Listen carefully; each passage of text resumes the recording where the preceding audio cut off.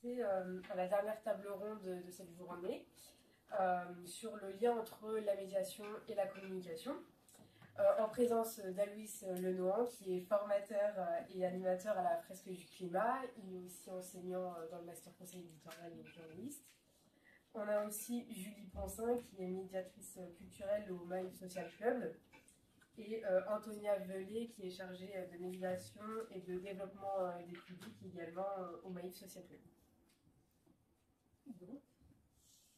Tous nos intervenants aujourd'hui ont travaillé en tant que médiateur culturel, mais la question se pose, c'est quoi un médiateur culturel? Donc, la médiation, en théorie, c'est de créer un lien entre une œuvre d'art ou des connaissances scientifiques spécifiques et un public ciblé. Et de manière plus concrète, le médiateur, le ou la médiateur dans ce cas-là, joue le rôle de lien, médium, L'idée, c'est que les personnes qui sont les médiateurs créeront plusieurs supports écrits, d'un côté, pour promouvoir le lien entre l'information et le public, comme des guides de visite, comme des fiches et des dossiers pédagogiques, mais aussi, ils ont des tâches un peu plus actives, un peu plus physiques, comme par exemple des visites guidées formées spécifiques à des publics spécifiques, ou aussi des ateliers. Et donc, en parlant d'ateliers, on va commencer avec notre première question pour M. Lenohan. Pouvez-vous nous parler un peu de la programmation et des ateliers de la Fresque du Climat et potentiellement des publics que vous ciblez? Bonjour à tous et à toutes. On va réguler un peu le micro. Voilà, super. Alors, la Fresque du Climat. Bon, alors, comment la présenter? Il y a 5 ans, personne n'aurait dit « quoi, c'est quoi ce truc-là ?» Bon, maintenant, quand même, à peu près tout le monde la connaît. Tout le monde la connaît puisque moi, quand je l'ai faite, il y avait 80 000 personnes qui l'avaient fait en France. Alors, c'était vraiment des mordus. Et maintenant, on est à 1 500 000 dans les chiffres déclarés. Donc, en fait, c'est plutôt, à mon avis, autour de 3 millions. En fait, la fresque, c'est un coup de génie de Cédric Riegenbach, qui est donc son créateur, qui s'est dit moi j'enseigne les rapports du GIEC, les rapports du GIEC personne ne les lit. Allez, petit test, qui a lu le rapport du GIEC? Quelle année? Oh, toutes les années.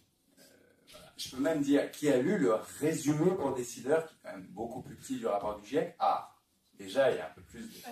Bon, déjà, rien que le résumé pour décideurs, il faut se le farcir. Et alors, évidemment, le rapport complet pour un William lambda, dont je fais partie. Hein. Moi, j'ai aussi lu les résumés pour décideurs.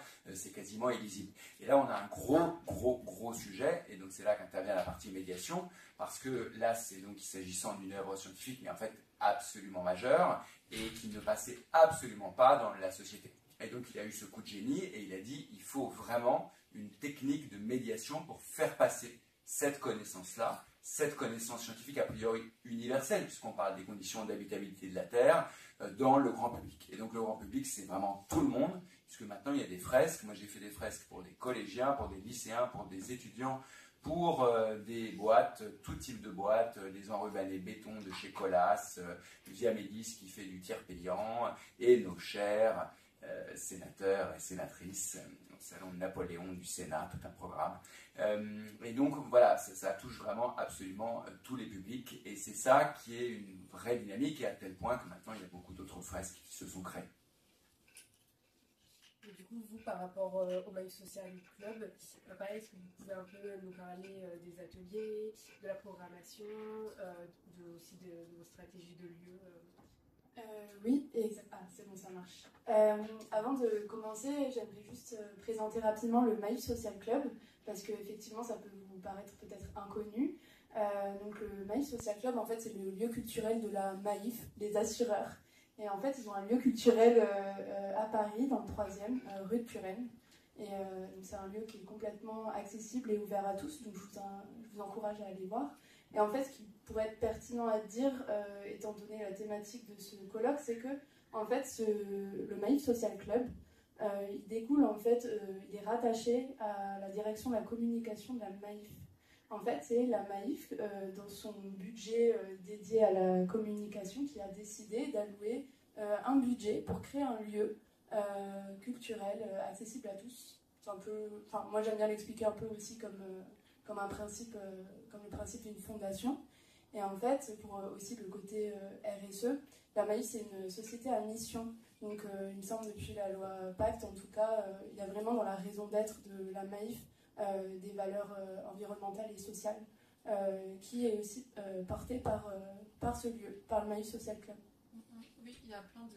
Je manie moins bien le micro. Il y a plein de valeurs donc, au Maïf Social Club qui sont importants et qui doivent être incarnées au final dans la programmation. C'est pour ça que c'était le plus intéressant de commencer par ça pour que vous puissiez comprendre. Donc il y a différentes valeurs comme la question de l'environnement, de l'inclusion, de l'accessibilité, d'où le fait que ce soit totalement gratuit. Le Maïf Social Club, c'est donc un centre culturel pluridisciplinaire, c'est-à-dire qu'il y a des spectacles, il y a des ateliers, il y a une exposition, il y a des conférences, donc il y a une multitude de propositions qui sont toutes gratuites. Et il y a vraiment cette dynamique, notamment dans la construction de l'exposition et de toute la programmation, c'est de réfléchir en thématique. C'est-à-dire que l'exposition précédente, la thématique précédente, pardon, c'était sur le temps. L'idée de prendre le temps, de ralentir et se questionner là-dessus. La prochaine, ça va être sur le corps. Donc c'est un vaste sujet, donc la question anatomique, biologique, identitaire, politique, ça regroupe plein de points, le corps. Et donc c'est vraiment important de partir de cette thématique pour découler sur toute la programmation.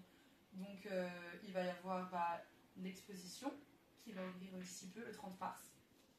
Et on va aussi réfléchir, en fait ce qui est important, et désolé je m'en mêle un peu, mais ce qui est important au Maïf Social Club et qui est assez rare, c'est que la médiation est comprise et ajoutée dès le début en fait de la conception de l'exposition et de la programmation. C'est-à-dire qu'on a vraiment un regard, on est une petite équipe, mais on a un regard sur ce qui va être créé. Donc, par exemple, pour faire pour l'exposition, des petites marches, pour que ce soit accessible pour les enfants, que des fauteuils puissent passer. Enfin, il y a plein de questions qui sont importantes et qui ne sont pas forcément tout le temps au prisme des autres corps de métier, qui sont dans la création de l'exposition. Et donc, on travaille vraiment tous ensemble.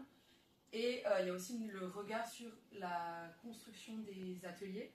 Il y a différents types d'ateliers au Maïf Social Club. On va dire qu'il y a des catégories, des ateliers un peu plus bricolage, bricolage scientifique, des ateliers plutôt gustatifs, où il faut goûter, déboucher, développer de nouveaux sens, d'ouvrir de nouveaux goûts. Il y a aussi des ateliers un peu plus créatifs, artistiques. Donc différents ateliers qui sont proposés pour tous les publics, pour le coup. Et il y a aussi une partie que moi je m'occupe dans mes missions, c'est aussi toute la partie scolaire. Parce qu'il y a toute une programmation qui est prévue et qu'on réfléchit pour les scolaires. Donc qui est aussi dans le programme pour le grand public, mais on va réfléchir à pourquoi, comment, quel niveau, quel âge. Donc toutes ces questions-là, voilà. Et du coup, plus particulièrement, quels sont vos objectifs de communication et comment la médiation vous aide à les atteindre? Alors, c'est pour nous. pardon, je oui. Tu veux répondre? Oui, vas-y, si tu veux commencer. Ok. Donc, concernant les logiques de communication, nous, on est une petite équipe, on a cette chance-là. On travaille beaucoup avec la communication, la production également, mais c'est vrai que peut-être vous n'êtes pas familier avec ces métiers-là. Donc, j'aimerais bien un petit peu juste redéfinir un peu conceptuellement les différences qu'on peut trouver entre les métiers pour ensuite voir si effectivement il y a des ponts entre les logiques de médiation et les logiques de communication. Moi, je pense que ça peut être utile en tout cas. Pour faire simple, comme vous avez bien dit, on va dire le médiateur, qu'il soit scientifique, artistique, culturel, il va essayer de faire le lien entre les œuvres et le public, les rendre accessibles. Pour, par exemple, le développement des publics, qui est la dénomination du poste d'Antonia, là, on va plutôt s'occuper sur développer des réseaux, fidéliser des partenaires, etc., dont le but, c'est d'augmenter la fréquentation du lieu. Et pour ce qui est de la communication, vous le savez très bien. Donc là, par exemple, si je prends le cas d'une visite guidée, moi j'aime bien voir la chose comme ça. Il y a l'avant-visite, Ou justement, ça peut être, pour moi en tout cas, la com qui va essayer de mettre en lumière, en visibilité, le fait qu'il y a tel type de visite qui existe pour telle tranche d'âge, etc. Il y a le pendant visite. Moi, j'ai l'impression que c'est plutôt les médiateurs qui s'occupent de ça, parce qu'en fait, c'est vraiment là où on va être au contact du public sur le terrain, même s'il y a aussi de la médiation écrite avec des livrets-jeux, des choses comme ça. Et il y a l'après-visite. Et là, c'est pour moi aussi la com qui le récupère. Donc, en tout cas, à chaque fois, on réfléchit. Toutes nos actions doivent être connues de la com qui va les mettre en valeur par après. Mais, après, voilà, c'est une vision que moi j'ai. Je sais que tout le monde n'a pas la même. Et, et c'est vrai que, en tout cas, c'est des métiers, voilà, qui ont pour moi des points communs dans le sens où ils sont motivés par transmettre l'information, diffuser, promouvoir la culture. Mais il y a aussi effectivement des grandes différences. C'est pas du tout les mêmes métiers, c'est pas les mêmes corps de métier. Ils n'ont pas les mêmes objectifs non plus. Donc pour moi, c'est deux métiers qui travaillent ensemble pour concevoir des projets culturels, artistiques, citoyens, etc. à 360 un peu, mais voilà. Si je peux rebondir, oui. Du coup, c'est chouette parce que je suppose que, je sais pas dans le master de communication, mais je sais pas si vous voyez vraiment la partie médiation. Donc c'est chouette de présenter les métiers parce que c'est pas, tout le monde le sait pas forcément, tout simplement. Moi, pour rebondir sur ce que tu dis, c'est la médiation est évidemment aidée et épaulée par la com, c'est indéniable. Et que donc il y a plein de métiers différents. Là, c'est un petit prisme des métiers dans la médiation, mais même médiation, c'est très large. Il peut y avoir la médiation plus champ social pour le public en situation de handicap, la médiation hors les murs, c'est vraiment très large. Et nous, comme on est une petite équipe, on a une casquette assez large, 360, un peu comme ce que tu disais, Julie. Mais peut-être que la partie développement des publics, elle peut plus se relier aussi avec le travail de communication, de marketing, dans ce prisme de métier-là. À mon avis, c'est vraiment mon avis. Et que bien évidemment, la médiation a besoin, pour rendre visible tous les événements, ce que tu as dit, les visites, etc., a besoin de la médiation, mais dans un peu ce dispositif de avant, pendant et après venue sur le lieu, pas que visite. La médiation, elle a aussi un autre rôle, par exemple, avant, évidemment, que la communication, elle va dire les informations, l'adresse, le lieu, comment c'est accessible, mais il y a aussi tout ce travail que la médiation va faire. Par exemple, si le lieu ici a un FALC, c'est facile à lire et à comprendre, donc pour les personnes qui ont besoin, il y a tout ce travail en amont, parce que c'est pas forcément simple de se rendre dans un lieu culturel, c'est pas commun pour tout le monde, c'est pas la priorité de tout le monde dans son quotidien. Donc il y a vraiment des outils que la médiation, elle construit pour le coup aussi en amont, mais qui est une fois de plus épaulée par la com pour donner de la visibilité sur tous les outils. Il y a aussi par exemple des informations comme si les lumières dans le lieu pour les publics en situation de handicap, s'il y a du son, toutes les choses qui peuvent permettre à ce que le public passera le moment le plus agréable possible. Donc pour préparer. Pour le pendant, c'est un peu ce que vous avez dit en introduction, il y a toute la création des supports qui peut être fait par la communication, mais au My Social Club, c'est la médiation, par exemple le livret de visite, le dépliant pour aider, savoir se repérer, ce genre de choses, c'est la médiation en tout cas. C'est différent pour chaque lieu culturel. Mais là, je parle vraiment pour le My Social Club, c'est l'équipe de médiation qui l'a pensé. Il y a tous les supports qui peuvent aider, ou aussi des outils que la médiation met en place pour, une fois de plus, pour les personnes en situation de handicap, avec des casques anti-bruit, des lunettes, ce genre d'objets qui sont relayés aussi par la com. C'est vraiment un travail en commun, mais qui sont différents, mais ensemble en fait. Et pour le après-visite, la com aussi va relayer et faire en sorte que les personnes soient au courant des nouveaux événements, de ce qui va se passer, etc. Mais on peut aussi, dans les documents écrits, par exemple, on donne un livret-jeu à chaque enfant. C'est un livret-jeu pour les enfants entre 6 et 12 ans, on leur en donne un à chaque venue, que ce soit pour les scolaires ou pour le tout public. Donc ça, c'est aussi un outil pour continuer sa visite. On est en train un peu de travailler sur une espèce de playlist pour continuer de découvrir l'exposition autrement. Et donc là, ça peut être aussi un lien avec la com, qui vont réutiliser ces musiques sur leur story, etc. Donc il y a vraiment un travail de co-construction. Après, la médiation, il y a des choses qui sont assez similaires à la com malgré tout.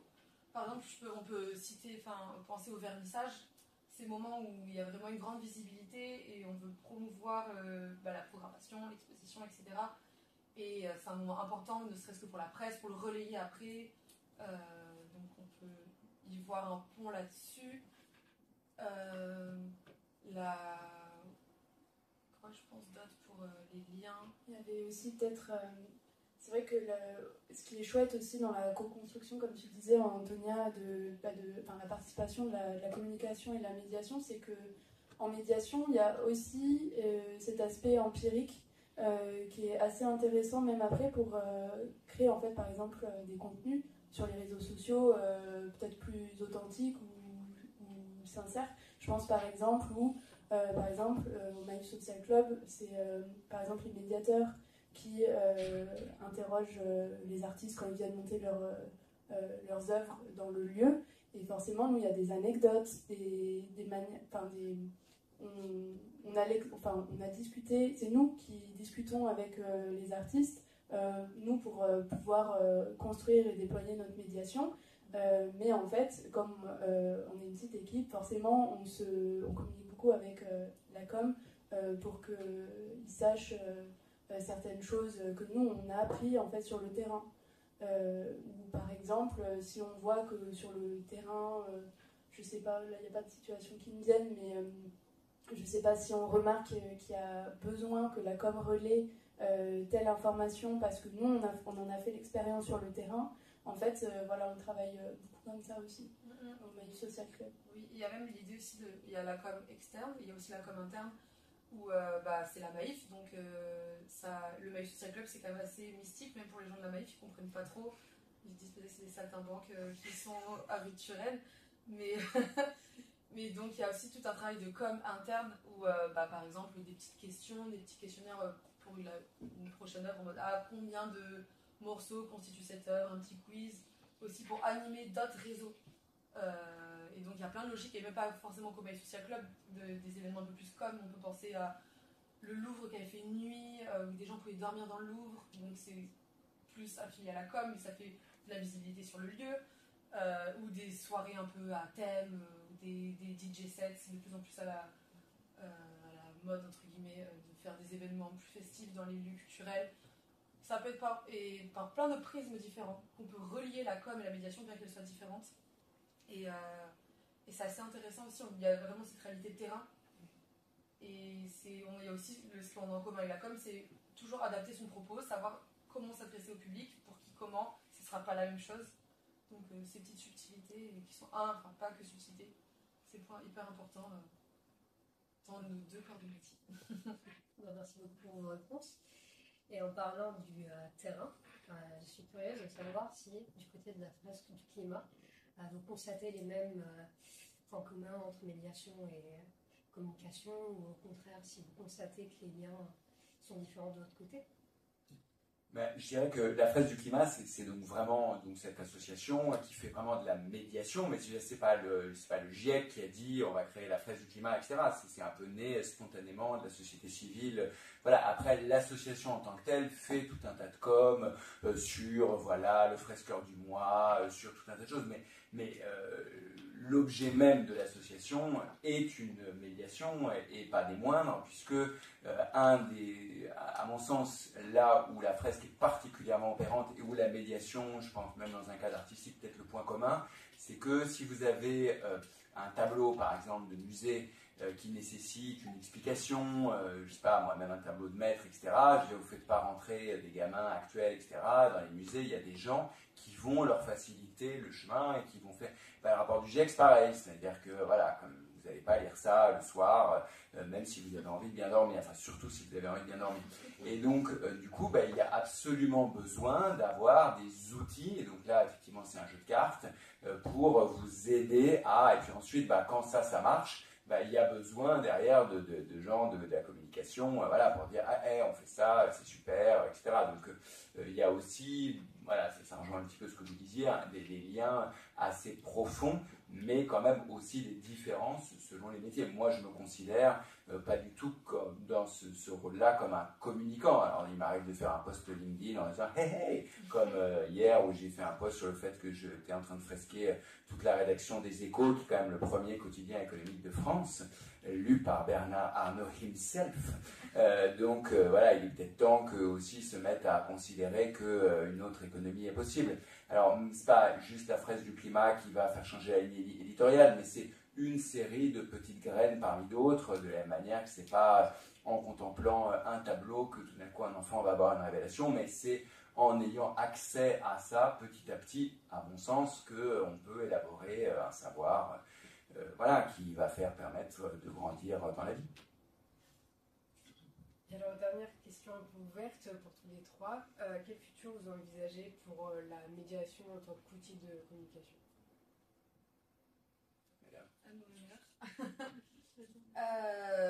Du coup, moi je tiens quand même à rappeler que la médiation n'est pas un outil de communication, mais c'est vraiment quelque chose qui sert à rendre accessible, à donner des clés au public sur l'art, des choses qui ne sont pas forcément accessibles. Exactement, quand on va dans un musée, un enfant qui voit un tableau ne va pas être forcément, en tout cas, émerveillé dès le début. Il y a vraiment un accompagnement qui se fait sur les 3 étapes, un peu avant, pendant, après, qui est super important.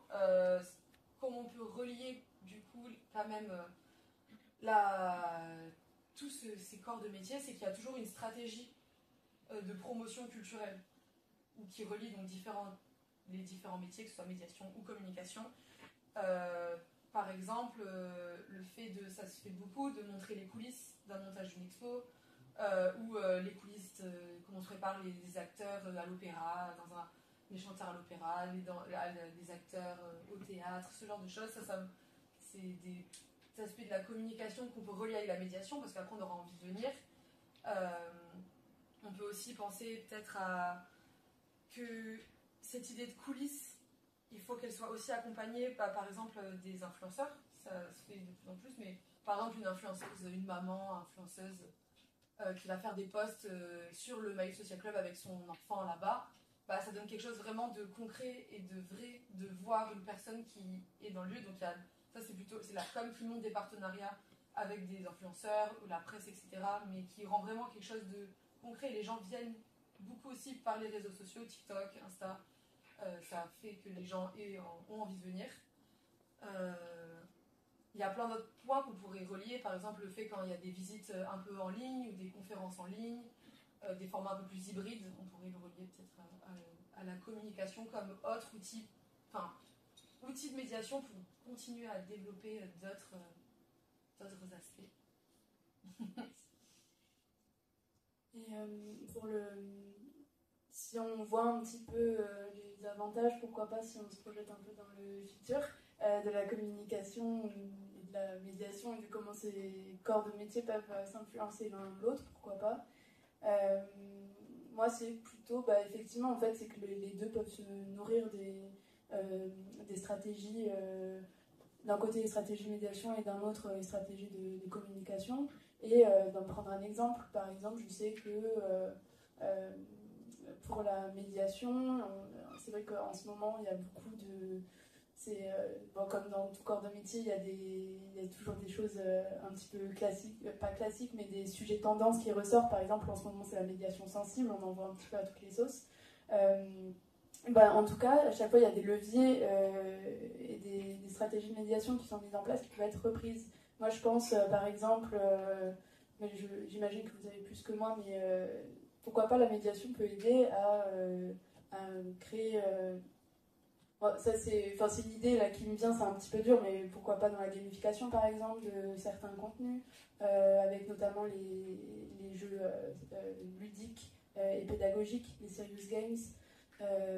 En fait, ce sont des dispositifs, des supports de médiation qui, par des leviers ludiques et de jeu, ont une volonté de transmettre une information, une connaissance, et ça a du coup une volonté pédagogique.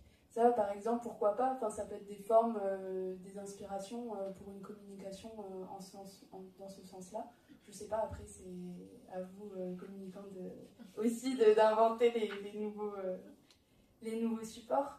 Et aussi, moi, d'un côté, en tout cas, en voyant, au vu de l'expérience au Maïf Social Club, en tout cas, avoir des considérations plutôt liées à la médiation dans sa communication, moi j'ai l'impression que c'est pourquoi pas une manière plus, comment dire, responsable de faire la communication, parce que là, les informations, j'ai l'impression qu'elles sont plus authentiques, excusez-moi, plus pertinentes, parfois plus dans le vif, dans la réalité aussi de ce qu'attendent nos publics, parce que en fait, les gens qui sont chargés de communication en Mail Social Club, ils discutent beaucoup avec nous, et du coup, j'ai l'impression en tout cas qu'ils font forcément des contenus plus qualitatifs sur certains aspects. Et là aussi, vous avez des notions que vous connaissez sûrement mieux que moi aussi. Par exemple, dans l'ère un peu de l'infobésité, ce néologisme obscur de la science de l'information et de la communication, voilà, ça permet un petit peu, je pense, d'alléger les contenus en quantité, mais pas forcément en qualité. Pourquoi pas, en tout cas, c'est comme ça que je pourrais le voir. Oui, et on répond aussi aux des demandes de la communication. On a l'impression que c'est dans un sens, mais c'est aussi dans l'autre. Par exemple, sur le fait on a des nombres de pages à respecter, on doit réduire aussi pour des questions d'écologie. Il y a des critères aussi pour faire tous les formats de BAT à envoyer, donc que eux, la com, nous donnent toute leur connaissance et leur savoir. C'est ça. Oui, sur la question, alors moi j'aurais deux points. Moi je rejoins complètement ce qui est en train de se développer sur l'aspect gamification, tout un tas d'ateliers, y compris en entreprise. C'est déjà un mouvement qui a lieu depuis quelques années. Alors là il y a un point, voilà, si je reprends donc l'exemple très précis de transmettre des connaissances, alors certes de manière ludique, mais que les gens ressortent quand même de l'atelier en ayant vraiment compris des choses. C'est là où ce qui est intéressant, c'est quel dosage de ludique. Moi, j'ai participé par exemple à un atelier, j'étais même animateur et j'ai arrêté de le faire parce que c'était une boîte qui proposait alors de faire comprendre l'empreinte carbone, etc. avec un sac à dos, donc tu avais des mots-codes, etc. Alors du coup, c'était sympa, on a passé un bon après-midi, enfin j'ai fait passer un bon après-midi, mais quand on interroge un tout petit peu les gens sur ok, donc l'après-midi, donc qu'est-ce que vous avez appris ? Ouais, on a appris qu'il y avait des cadenas. Alors, le code numéro 3, c'était 221, je crois. Mais en fait, c'est pas le but. Vous avez quand même un peu compris. Rien du tout, quoi. Rien du tout. Donc là, pour moi, on est allé trop loin dans la gamification. Et en fait, le but, c'est quand même de faire passer un certain nombre de connaissances, de messages, etc. Il n'est pas atteint. Moi, je trouve que la fraise du climat, quand elle est bien faite, voilà, ce but-là, normalement, il est atteint. La deuxième chose qui est vraiment intéressante, à mon sens, en tout cas dans l'objet fraise du climat, c'est que, évidemment, ça a connu un succès très très important, à tel point que toutes les boîtes de France se sont dit à un moment donné, hé hé, on va faire notre fresque, nous aussi, puisque ça a buzzé complètement sur LinkedIn, etc. Et donc toutes les fresques ont dit, oh là là, nous on veut la faire aussi, etc. Et là, c'est intéressant de voir la tension qui se passe entre communication et médiation. C'est-à-dire que, d'un côté, est-ce que c'est bien de se dire, tiens, on est dans un mouvement, du coup, une boîte le fait, je sais pas, du secteur bancaire, par exemple, du coup, les autres vont avoir envie, etc. Est-ce qu'on peut assimiler ça dans un cercle vertueux ? Ou est-ce qu'on peut voir le verre, si je puis dire, à moitié vide, c'est de dire, ah là là, mais toutes les boîtes s'en servent finalement pour dire, regardez à quel point on est bon sur le côté écolo, on a fait notre petite fresque, et puis derrière, ils ne font pas grand-chose. Donc voilà, il y a un peu toujours cette tension-là, et je pense qu'à mon sens, on peut définir une position acceptable qui est de dire, c'est super que toutes les boîtes de France se mettent à faire ce truc-là, mais moi j'ai toujours dit, la fresque c'est l'apéro, quoi. C'est-à-dire que l'apéro, c'est super d'avoir un bon apéro, bien dosé, avec les petits ingrédients qui vont bien. Ça nous met en appétit pour le repas. Mais s'il n'y a rien derrière, s'il n'y a pas de repas, d'abord on va être un peu sous au bout d'un moment, si du coup on refait un apéro. Mais plus sérieusement, il faut qu'il y ait des choses substantielles derrière. Sinon, c'est un peu tromperie sur la marchandise, à mon sens. Voilà. Donc c'est à mon avis là qu'il peut y avoir, dans le cas de la fresque du climat, une tension, et qui est toujours en cours d'ailleurs. Voilà, et moi je me pose la question quasiment à chaque fois que je vais faire des fresques, qu'est-ce que vont faire les structures derrière, sachant que moi j'ai pas tellement, je reçois de temps en temps des mails où ils me demandent un ou deux conseils, mais après j'ai pas de prise, j'y vais et puis après je vais ailleurs. Merci à vous trois pour vos interventions. Est-ce que vous avez des questions ? Moi j'en ai une pour la Maïf, je le disais disais sur le budget de la com, le budget de fonctionnement de la Maïf Social Club, elle est de combien? Et le budget est de combien? Honnêtement, je sais pas. Vraiment, je sais pas parce que ça, pour le coup, c'est vraiment. En fait, il y a un budget qui est alloué que honnêtement, je ne saurais pas vous dire de combien il est. Il est quand même assez important parce qu'il y a la location d'un lieu, la proposition d'activités, la mise en place d'une exposition, donc avec aussi payer les artistes, les intervenants, donc ça doit être un budget important, mais ça revient à peu près au niveau chiffre en même temps qu'une pub en fait. Vous voyez la pub avec les petits bâtons Maïf, au lieu de faire cette pub, il y a vraiment l'idée d'avoir ce lieu. Mais niveau chiffre, je ne saurais pas dire. Non, et c'est vrai qu'en plus, comme à l'exception d'une qui est la visite gustative, toutes les activités sont absolument gratuites. Et en fait, là, la seule source de revenus, on va dire, qui émerge du Maïf Social Club, c'est qu'en fait, c'est un lieu qui, par ailleurs, a une boutique aussi, avec des produits vendus qui respectent les valeurs de la Maïf, éco-responsable, c'est ça. Et donc là, on aura une source de revenus